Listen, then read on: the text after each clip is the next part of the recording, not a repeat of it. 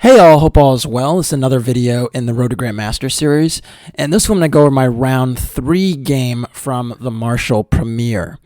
Now, if you followed the round 2 video, you know that I won a nice game with black against Grandmaster Mark Paragua, so it's actually still an undefeated 2-0 score, and really just hoping to keep the good chess going because I played pretty well in the first 2 games.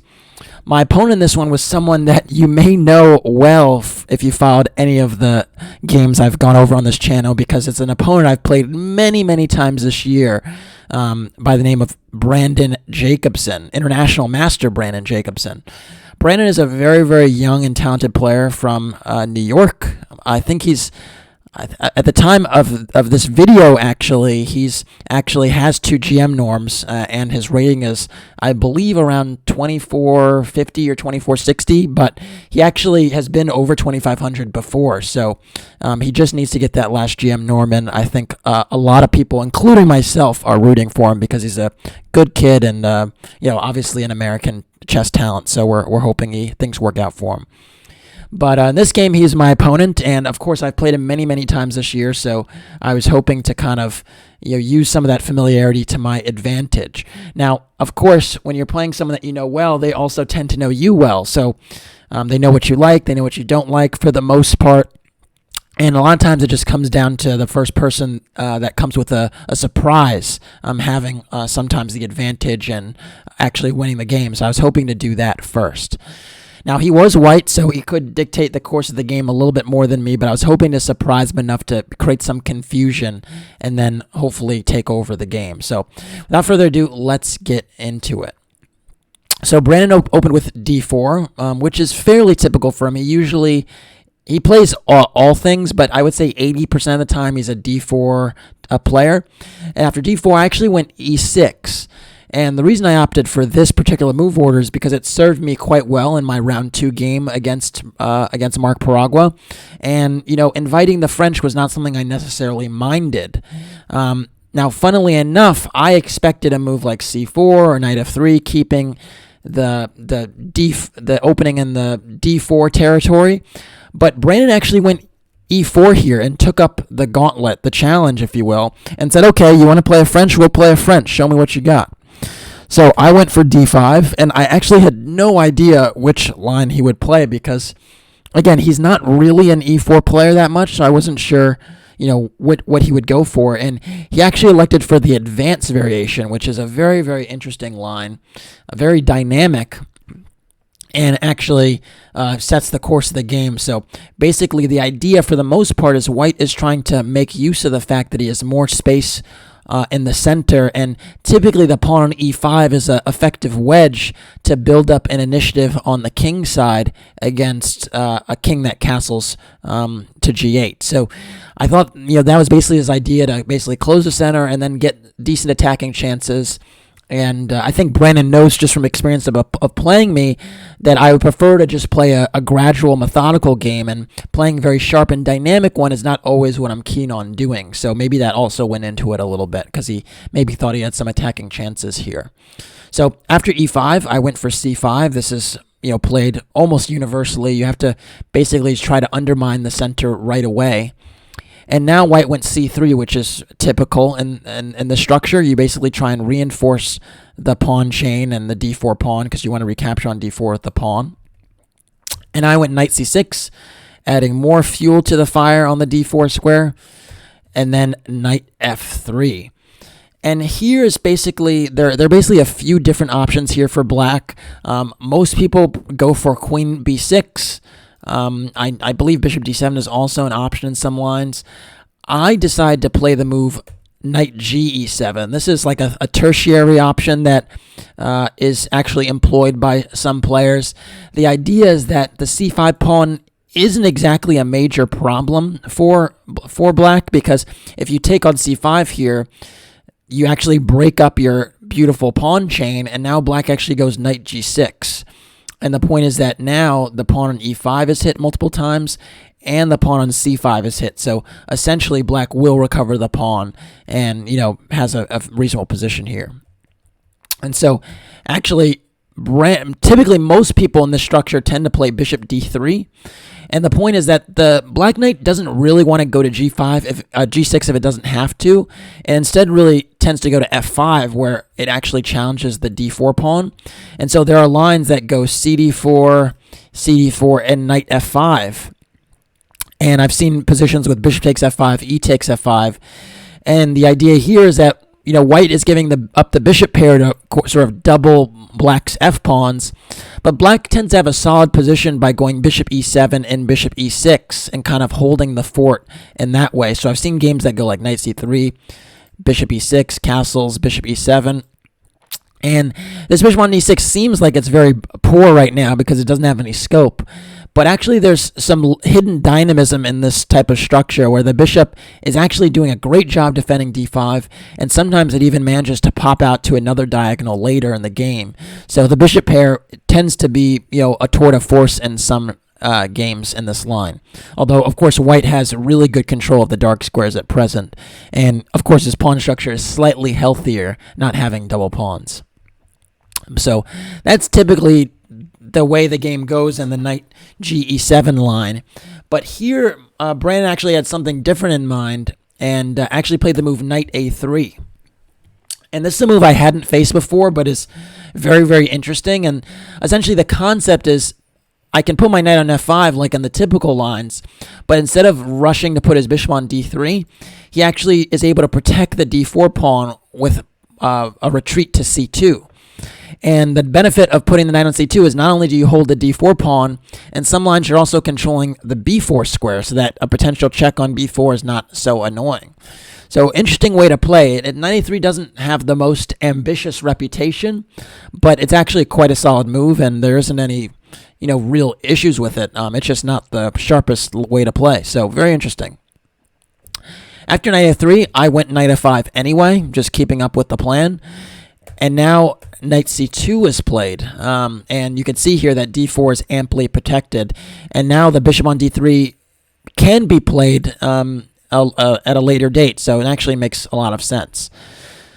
I went for bishop e7 here, but there are actually many, many moves I could consider in this particular variation, and I could have stopped and spent more time, but I just didn't want to.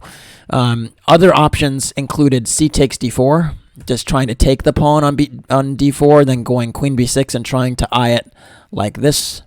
Another way to play is to play queen b6 without taking the pawn on d4 and just trying to keep the tension on the d4 pawn. In some lines, black might be happy for d takes c5, bishop takes c5, because white would be helping black develop and would be kind of breaking up their pawn chains. This would be something that black might be comfortable with. And there's even in this position, you could consider playing a c4, although I don't believe this is entirely correct. This does change the character of the position from to one that's going to be fairly closed for some time. The reason I don't think this move is good, even though it is sometimes a move that happens in the advanced French, is because white hasn't played a3. So typically in some advanced Frenches with the pawn on a3, c4 is a legitimate move because the b3 square is so weak. Whereas here, because a3 hasn't been played, white can actually break up this chain quite quickly by going b3. And that's why I'm not entirely convinced this is good, because, after a subsequent exchange, white has an open a file for his rook, still has a decent pawn structure, and I didn't manage to close the center the way I may have been trying to. So, not a huge fan of c4, but just want to convey that that is an option. Instead of any of those, I did go bishop e7, just trying to develop. And here, white has many interesting choices, but went for d takes c5. And this move is kind of, paradoxical in a way, because you essentially have a position where it seemed like white was trying to just manage the structure, but now he's actually willing to capture, and I think it's and release the structure, and I think it's important to understand why that is. So I think the reason that's the case is because, a few things. First of all, I did just go bishop e7, so now my bishop gets to c5 in 2 moves instead of 1, so he feels like it's a little bit justified because I may have lost time with the move bishop e7. Secondarily, it's really because this knight now would actually like to actually occupy the d4 square. So in the future, this knight on c2 can go to d4, which is actually a really nice outpost, which blockades my pawns in the center and also takes an eye towards the king side. So it actually makes some sense to release the tension just to give your knight that square. So it's like an interesting move. It's an interesting decision to make. I now did go bishop takes c5, and Brandon went bishop d3. And now this is the other thing about the position that's quite interesting and different than typical advanced Frenches, is that by taking on c5 for himself and not for me, again, because the d4 square is vacated, now bishop takes f5 might be more attractive than is typical. Because normally in the structure, this c-pawn would be on d4, and this knight would be on c3, and the knight on c3 would have no scope towards the king side. Now, with the d4 square vacant, bishop takes f5, and knight bd4 is a legitimate positional threat, or some version of that. Like maybe, for instance, if I play a nothing move like h6, bishop takes f5, e takes f5, and even bishop e3 might be an interesting idea. Just trying to get these bishops off the board, the dark square bishops, and argue that this knight, once it reroutes itself back to d4, is going to have a brilliant outpost on d4 from which it cannot be challenged by any of black's pawns. So, a very, very interesting concept, and something that I wasn't super familiar with, but I figured that allowing bishop takes f5 with the d4 square vacant was probably a bad idea. And because of that, I actually went for the move knight h4, because I thought, you know what, I really don't want to allow this with the d4 square open. And knight h4 actually gives me the opportunity to trade these knights on f3 and in turn undermine the pawn on e5. So I thought this was actually a reasonable move.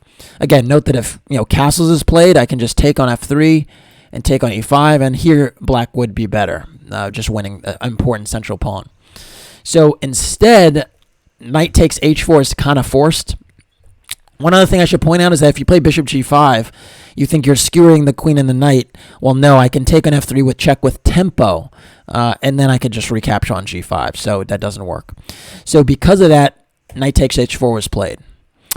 And now I played queen takes h4, and all of a sudden I have, basically two clear and direct threats. I'm threatening f2, which is mate, queen takes f2, and the knight is hitting the pawn on e5. So clearly white has to deal with this, and the mate threat is obviously very important. So white actually played the move queen e2, which actually covers the mate on f2 and actually the pawn on e5.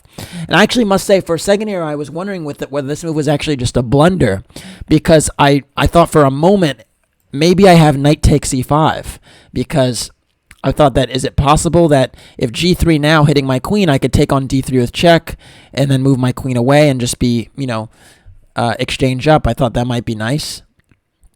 Or excuse me, queen f6 would be bad because queen b5 check would be a blunder. So I'd probably have to go all the way back to e7. But I thought, hey, this is a good position for me. I have the two bishops and I'm a pawn up. But what I realized actually is that after knight takes e5, there's actually just queen takes e5, and after queen takes f2 check, king d1, I can even take a third pawn with queen takes g2, but I did not believe this position was good for black. I just evaluated this as being winning for white, because first of all, white can actually start with bishop b5 check, which prevents me from castling, and then if I move my king somewhere, let's say to e7, well, at the very least, rook e1 check is a move, and I do have 3 pawns for the piece, but my king is very unstable here, and these pieces that white has can converge in the center and probably start to attack me. So this was not enough of a justification to give up a piece, but I did just check out for a moment if that worked. So it did not. So after queen e2, I actually had to figure out what would be my course of action next, because it seemed to me that now white was maybe going to try to keep this pawn on e5 and, potentially kick my queen away. And that's actually something I was thinking about even before queen e2. I thought g3 right away was an option, but I figured that queen h3 would be something that would be annoying for white to contend with, because queen g2 really makes it difficult for white to kind of consolidate the king side, and I thought that white would be in some trouble here. But it actually turns out that the computer actually loves white's position after the move f4.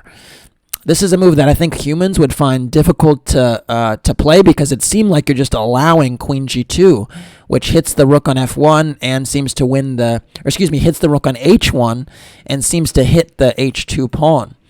But it actually turns out that after the move rook f1, if I take this pawn on h2, I'm actually almost losing because of the move queen f3.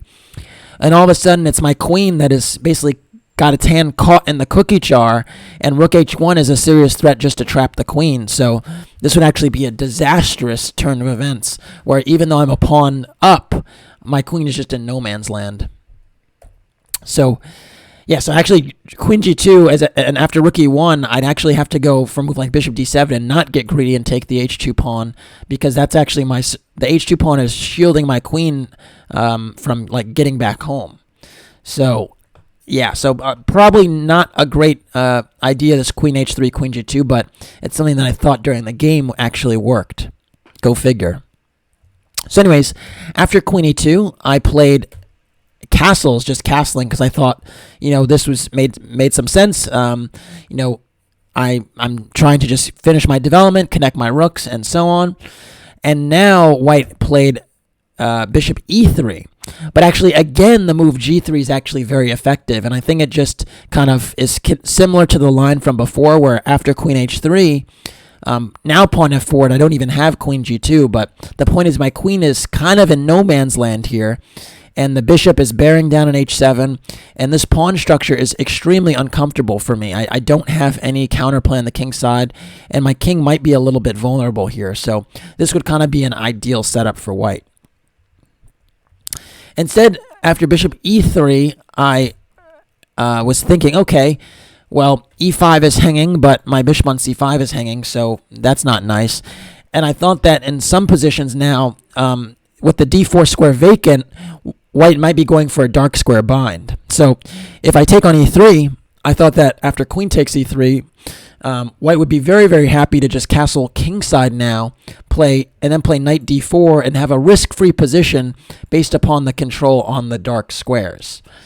Now, my general assessment was probably correct that this is better for white, but it's not so clear. The computer actually advocates for f5, trying to shut down the bishop on the diagonal, and sometimes even play f4 to challenge the queen on e3. And after en passant is suggesting queen takes f6, eyeing f2 and preventing white from castling queenside. But after castling kingside and e5, the computer says, oh, black is doing okay here. But to my eyes, this is a position that's be extremely unpleasant to play for black, because even though I have good control of the center with these pawns, I think they can be easily undermined, and I was not enthusiastic about this structure because I thought that whenever I pushed a pawn, if I pushed e4, I weaken d4 and allow the knight into the game, and if I push d4, I weaken all the light squares on this diagonal. So I thought my pawn structure here was not very mobile, and that these pawns would be pretty much hanging pawns that could eventually be undermined by white's pieces. So I was not enthusiastic about this type of position at all, and I really did not strongly consider bishop takes e3 because of it. So instead, I actually opted to play the move b6. And this is actually a move that's quite typical in some lines of the classical French, where white castles queenside and black castles kingside, where instead of trading these bishops on this diagonal, black essentially plays b6 in the hopes that if white trades, black actually has excellent counterplay on the b file and improves his pawn structure because he adds another pawn to that chain. And the c-pawn now controls the all-important d4 square, which is usually an outpost for white's minor pieces. So essentially, I thought b6 actually was a good move because it just kept the tension instead of exchanging to a position I know would be worse. And in this very moment, I'm actually threatening knight takes e5, because now that the bishop is protected, I could play knight takes d3 with check, and after queen takes, recapture with the b-pawn. So b6 does come with a bit of a threat. So after b6, white actually played g3 now, challenging my queen on h4. This is a good move. And now I went queen h3, which is not the best move, but at least it's consistent with my queen being dragged over there. The computer's a bigger advocate for queen e7, but again, this just does not seem so consistent with my last few moves, and I didn't like a position where essentially white just goes f4 and, castles kingside and has a really nice risk-free position based upon the control of the d4 square and even potential attacking chances on this diagonal to my king. So really was not about that life. So instead, I thought queen h3 made it a little bit trickier, and at least it did not allow white to castle kingside.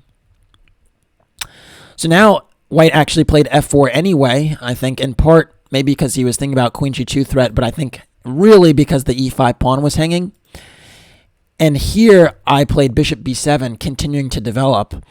And this move actually had a very, very concrete idea, because if you look at the position before bishop b7, I am strategically worse long term, because it would appear that if white is able to stick a knight on d4 and just kind of blockade the position on d4, I'm going to be in some trouble because I don't have any efficient pawn levers. If I play f6, I just weaken my own king position. b5, b4 might be a little far-fetched as long as the bishop and queen are on this diagonal. So I really am kind of at a loss for pawn breaks. And as I've mentioned in previous videos, when you don't have a pawn break, you usually don't have a plan.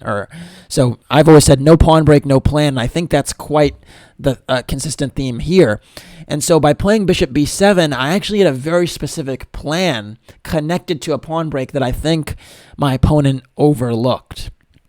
Now, if he had seen this plan, he might have considered the move knight d4, because now with knight d4, you kind of put a lid on the d5 pawn, and even in this position, the white king can even go to f2. So let's say I go rook fc8, trying to discourage castling queenside, because if you castle queenside now, you're actually losing a piece because of or at least you're losing a pawn, because after c takes d4, bishop takes d4 is a discovered check, and this would obviously be good for black. But instead now, you actually don't have to castle. You can just go king f2, and the king is really safe here. The square is firmly blockaded, the rooks are connected, and the queen will be evicted from h3 in short notice. So it's a position where it's just a risk-free position for white, where he's just clearly better and has the better structure. And really, unfortunately, it's just like it's like the opposite of which the French player wants. It's like a French torture, you could say, because the blockade on the d4 square. But instead of going for this, my opponent actually castled. And castling queenside is not a bad move. It's actually the best move as far as the engines are concerned. But I think my opponent was in for a bit of a shock, because he did not see my idea. And my idea was actually to take on e3. And after queen takes e3, still trying to eye the d4 square, now knight d4 is a serious threat, just totally blockading the square, and I would get no counterplay. And so my idea was now to play d4. And this was actually why I played bishop e7 the move before, was because I thought that, giving up a pawn here was worth it to activate my bishop on the long diagonal. And I thought this would be the line that gave me enough counterplay to make up for the fact that white has this wonderful structure on the king side.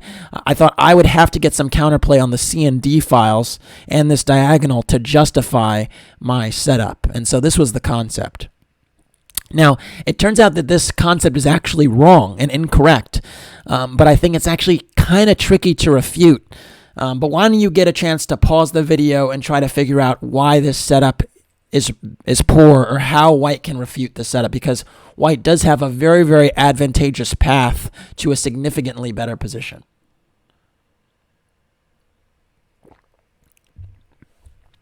All right, hopefully you got a chance to pause the video and weigh the consequences of this particular move. It turns out here remarkably that the best move is not the move that my opponent played, but it's the move actually queen f3. And this is a move that I did not even consider, frankly. I looked at queen e4 for a second, thinking, oh, is this battery dangerous? But no, my queen's actually covering it, so I can just take on c3 or go knight a5 and skewer the white queen to the rook on h1. So I didn't even think this was a problem. But it actually turns out that after queen f3, the problem is that my knight is actually pinned to my bishop on b7, and the threat's just bishop e4. And so if I go d takes c3, now bishop e4 is actually a really serious move, because now there are two pieces threatening this battery. And after rook ac8 protecting this knight again, white can add more pressure with rook d6. And remarkably, I'm going to lose a piece. And so I can play f6 now to get some counterplay. And after bishop takes e6, rook takes e6, rook takes. It's very important that this rook is actually pinned for the moment. So I can actually play c takes b2 check first, king takes b2, and f takes c5. But even though I'm getting some pawns for this, and it's a tricky position, white is better, having the piece for the pawns and in an open position. But black's not lost yet, but white is better, and this would be a position that would be difficult to hold, just because my king on g8 is a little bit airy.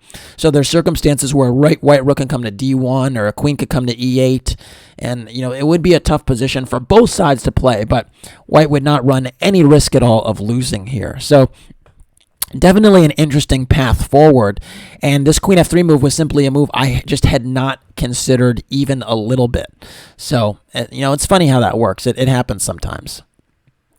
So, anyways, after the move to queen f3, I would have some trouble, but instead my opponent played c takes d4, and this is what I actually had calculated. Note that you don't go knight takes d4, because I take back with a knight, and then I pick up the exchange on h1. So you do play c takes d4 if you're going to capture that pawn. And now I played the move knight e7, and this was essentially my idea, is by playing move d4, now the white knight is robbed of the d4 square and is actually kind of a passive participant for now. And in the meantime, I've created a massive diagonal for my bishop to play on. And now the d5 square, always the square in front of the pawn you're trying to blockade is always the most important square to control. Now my knight would have a massive outpost on d5, from which it could maybe eye some operations on the queen side, but also just, kind of hold things together in the center. And so I thought this position, even though I'm a pawn down, would give me pretty good counterplay and, probably a solid position. And so I felt pretty good here.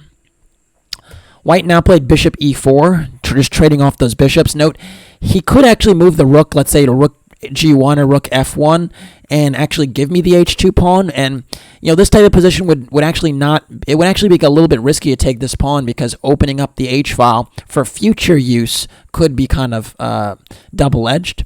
So I'm not sure whether I take the pawn or not, but allowing this bishop to be sort of unassailable on the diagonal is probably a bad idea. So I understand this bishop e4 move. But after bishop takes e4 and queen takes e4, now it's clear my knight is in an excellent position to control white's breaks in the middle. And I think I'm able to weather this storm a pawn down, because I'm going to have a lot of activity. So I started with knight d5, just putting this knight on that outpost, this lovely, lovely square. And white went king b1, stepping the king to the side, because I was going to follow up with rook c8 pretty much regardless. And now I went rook ac8 anyway, and okay, the king is stepped to the side, so now knight b4 isn't a threat. But even here, my rooks are going to get some good play on the half-open files. And my queen h3 is actually really effectively placed now, because it kind of freezes the h1 rook. In many circumstances, h2 pawn would just be hanging. And even if I don't take it, my queen can sometimes infiltrate via g2 and shift back towards the queen side. So the question you really have to ask is, whose king is safer here?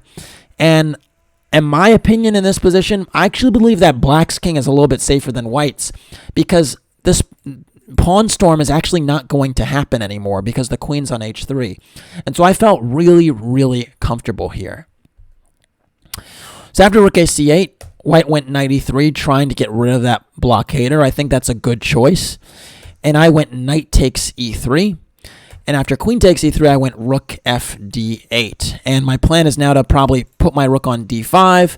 And, I'm not sure if I want to double rooks or not, but I definitely want to stop the d5 break. So it's important that, again, the square in front of the pawn you're trying to blockade is usually the square you really, really want to control well. So After rook fd8, white went queen e4, and he's actually threatening d5 because now he's supported by the queen and the rook on d1. So I went rook d5 myself just to kind of, put a lid on that break. And now white went rook d2, which I think in some ways is emblematic of just how, passive white's setup is all of a sudden, because what he's doing now is he's resorting to defending the rook horizontally with the d-pawn and trying to double rooks to over-attack d4. But you can just see that it's just not, again, these rooks on the d-file, like just defending the d-pawn, are not going to be effective. And you can see my rooks are a little bit more active than white's. Now, the other idea with rook d2 is actually to just release the h1 rook. So it doesn't necessarily have to come to d1. It could go to c1. And so I played the move g6 just to kind of shore up the f5 break, just so that if my queen moves away, I could play g takes f5. Because note, if I played e takes f5, my rook would hang. And after g6, white played rook g1, actually trying to get something through with g4 maybe, trying to pry something open on the king side. But it just doesn't work here because now I can play the move h5, and my pawn structure is just clamping down on white's breaks on the king side, and I'm really, really solid here. And the other thing is now my king has a nice escape square, so I don't have back rank problems. So again, white is a pawn up here, but the question is this a position that white can seriously entertain winning? I didn't think so. White now went queen d3, which I guess over-attacks d4. I now went b5, and now I actually decide I can maybe play for something on the queen side, because as long as my king is over here, if I'm able to shove my pawns up the board and create some type of weakness on white's near white's king, I thought, well, maybe I might get somewhere. Who knows? So after b5, white actually went rook c1, and I think this is a good choice, nullifying some of the pressure I had on the c file. Again, if you do nothing, I will go a5, b4, a4, and probably b3 or a3 and just open up another lever. And so I think it's important not to allow that.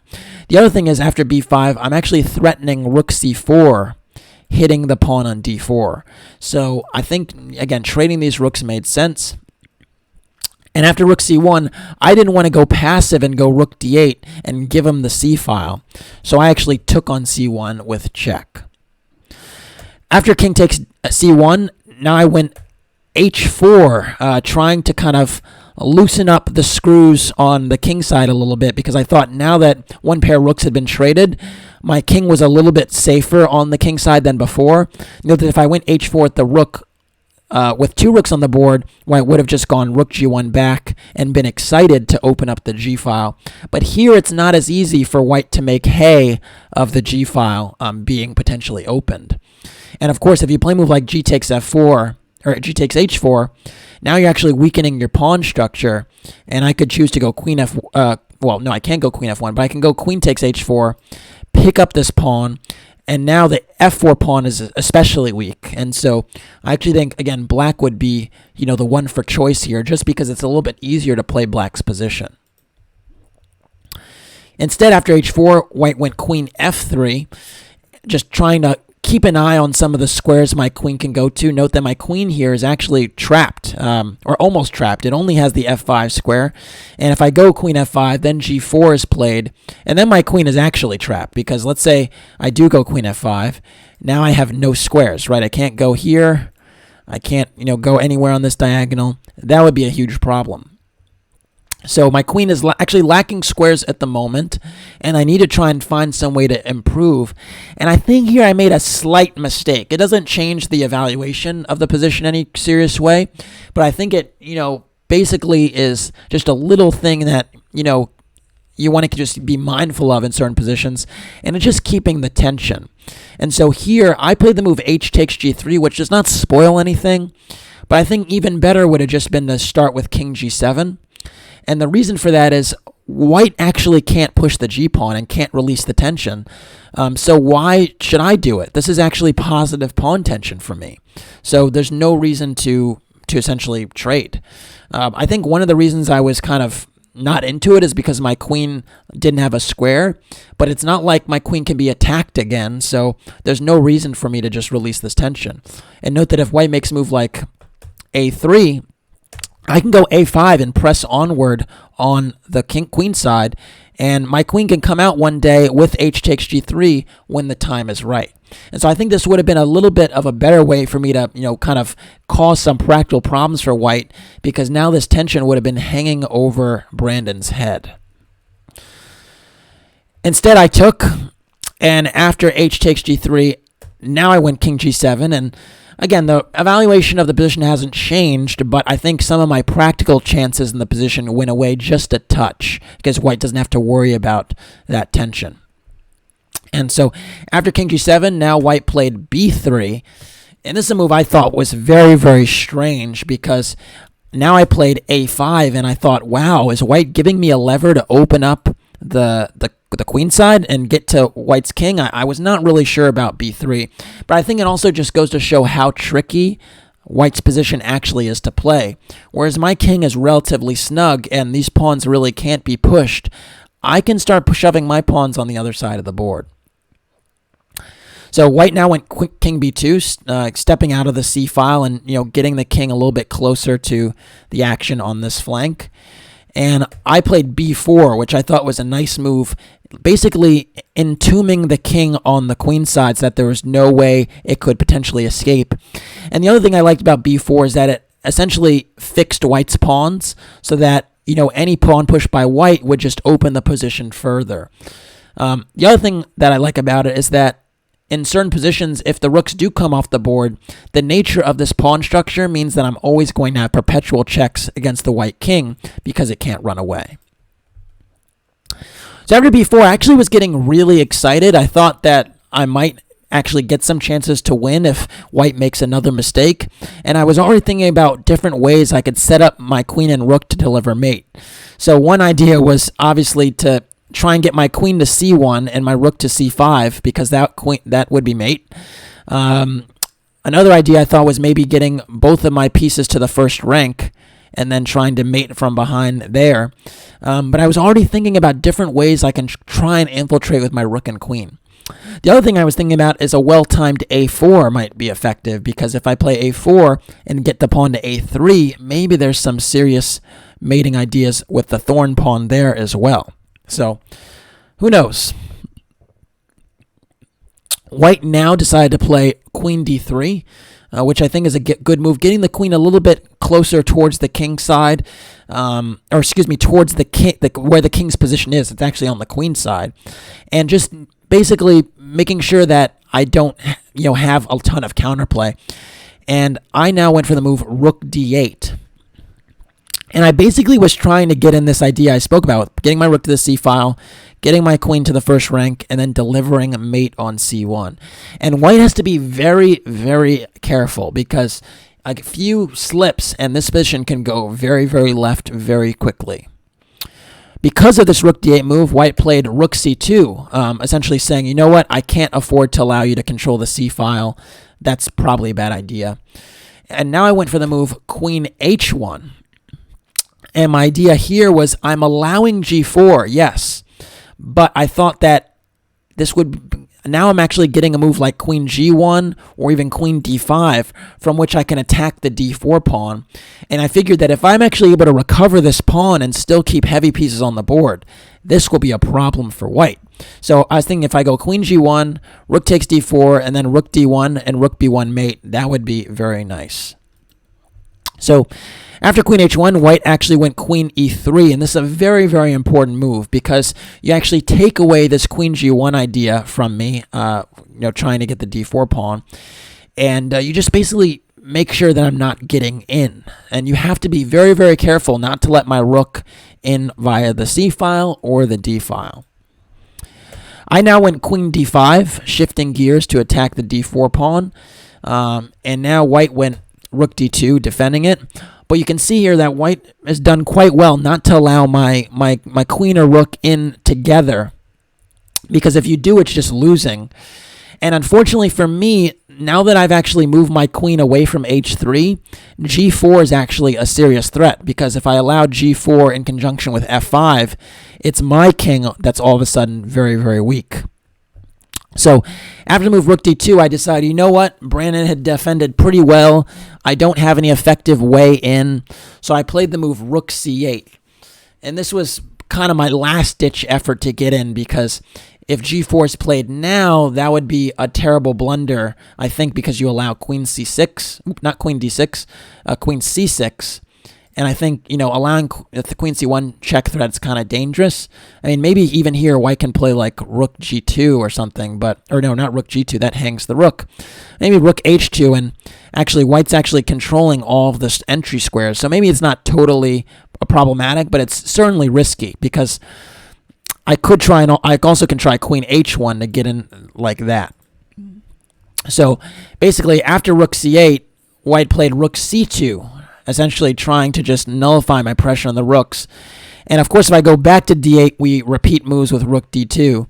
So I actually took on c2 now, which is kind of an implicit draw offer, because after king takes c2 and queen g2 check, there's really no way in. I can give perpetual, but no more than that, because the queen alone can't do the job. One thing, though, that Brandon was actually pointing out to me after the game, that I actually didn't notice in this position, is I can actually try the move a4 here. And this is actually extremely dangerous and not a move I considered. But basically, the main point is that if you take on a4, I have queen takes a2 check, and all of a sudden my b pawn is a runner that wins the game, because the king can't stop my b pawn from queening. And this would be extremely, extremely dangerous and just very, very difficult to defend. Instead, actually, you'd have to allow my pawn to a3, and it turns out the position is still a draw. But if I'd seen a4, I would have gone for this, because after a move like g4, a3, and then f5, this is, I think, extremely difficult to hold from a practical perspective, with the king being kind of vulnerable if it goes back to the first rank. But it turns out this position is still holdable for white.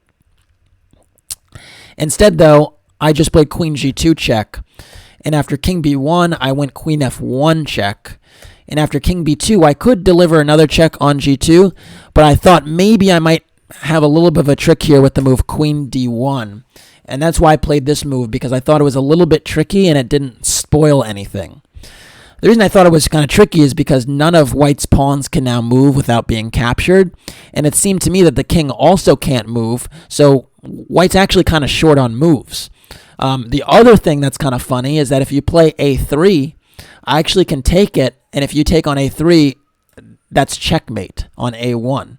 So I thought that was still, kind of a tricky setup, where it's kind of difficult for white to make a concrete decision. But Brandon was able to find the move queen f2, and this is actually a very, very good move, which just holds the position together.